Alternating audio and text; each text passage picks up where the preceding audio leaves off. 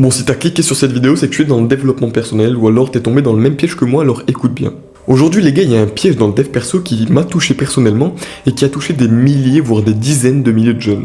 Si tu es dans le développement personnel, il y a de grandes chances que tu consommes ce genre de vidéos.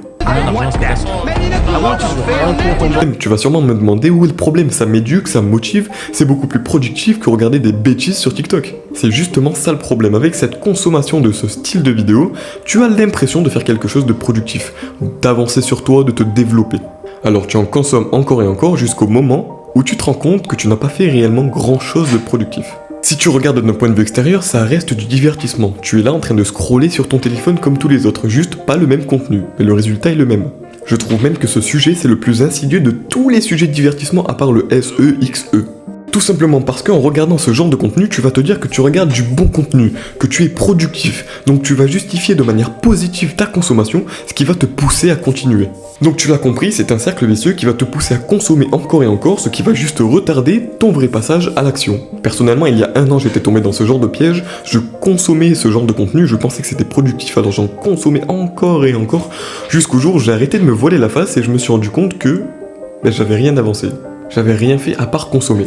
Et donc c'est là que j'ai commencé à travailler. Donc après avoir conscientisé ça, j'ai drastiquement baissé ma consommation de ce style de vidéo et je suis réellement passé à l'action sur les projets que je devais réaliser il y a déjà plusieurs mois. J'ai donc créé mon premier compte TikTok, j'ai lancé des sites internet et j'ai même commercialisé mon premier ebook sur la psychologie persuasive. Tout est dans la bio les gars. Foncez. Si tu devais retenir une seule chose de cette vidéo, ce serait de ne pas tomber dans ce piège de productivité qui n'est en fait qu'une illusion. Donc modère ta consommation de ce genre de contenu.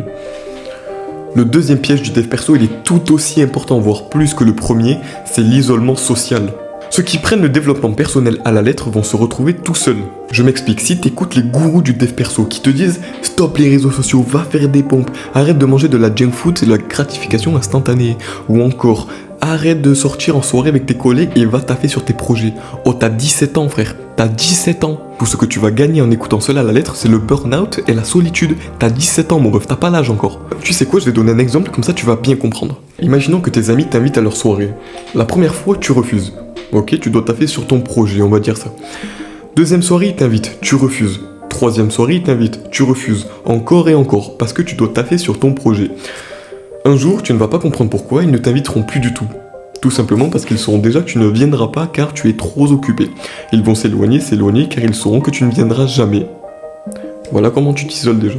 Pour qu'on soit clair, je vous dis pas de vous mettre des menaces chaque week-end. Cependant, sortir de temps en temps avec ses amis, faire la fête avec eux, va vous faire 1000 fois plus progresser sur vos projets, avancer sur vos projets, que vous ne le croyez. Ça va vous permettre de trouver un équilibre entre le taf et les sorties, au lieu de vous enfermer dans l'un ou dans l'autre. On se retrouve pour une prochaine vidéo les gars.